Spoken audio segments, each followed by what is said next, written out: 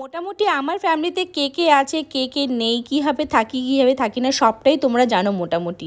এই জন্য বলছি কারণ ডেলিকার রুটিন তোমাদের সাথে আমি শেয়ার করি। হ্যাঁ, এতটা জানার পরেও কিছু কিছু মানুষ মানে কিছু বলছি, সবাই তো না, কিছু মানুষ বারবার এটা বলে যাচ্ছে তোমার লজ্জা নেই লজ্জা নেই লজ্জা নেই।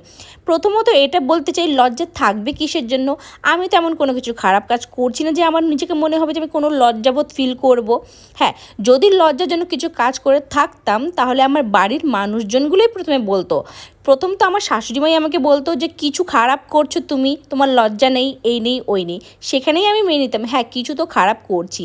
যেখানে আমার বাড়ির পরিবারের মানুষজনগুলো আমাকে একের পর এক সাপোর্ট করে যাচ্ছে, আমাকে বলে যাচ্ছে তুমি যা ইচ্ছে তাই করো, যা পড়ার তাই পড়ো, যা খাওয়ার তাই খাও, যেভাবে ঘোরার ইচ্ছা সেভাবেই ঘোরো, যার সাথে মেলার তার সাথে মিশো, সবটাই আমার উপর ছেড়ে দিয়েছে। তাহলে তুমি কে ভাই?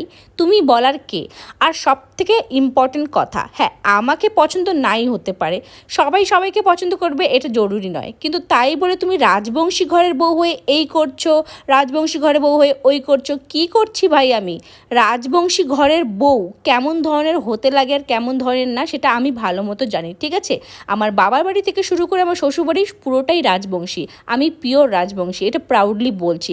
আর তুমি কেমন ছেলে মানুষ যে বারবার একটা বউকে, তুমি নিজে যদি রাজবংশী হয়ে থাকো বারবার আমাকে কেন অপমান করছো? তাহলে তুমি নিজেকে একবার দেখো যে তুমি কেমন ধরনের ছেলে মানুষ যে একটা বউকে এভাবে অপমান করছো তুমি। তাহলে তোমাকে আমি কি বলতে পারি বলো তো?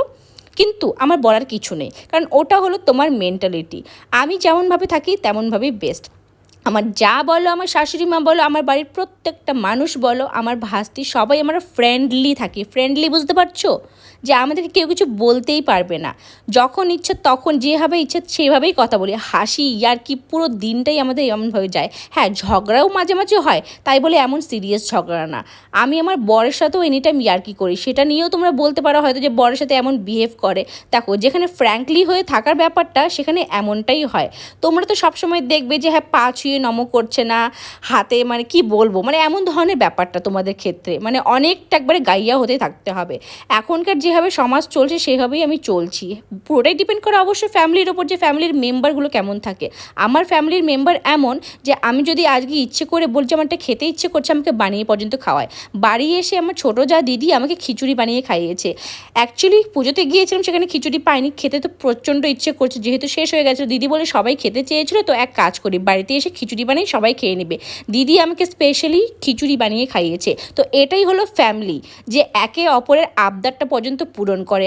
আশা করি আমাকে নতুন করে কিছু বলতে হবে না। নেক্সট টাইম যদি আমি এই কথাটা শুনি যে রাজবংশী ঘরে বউ হয়ে এই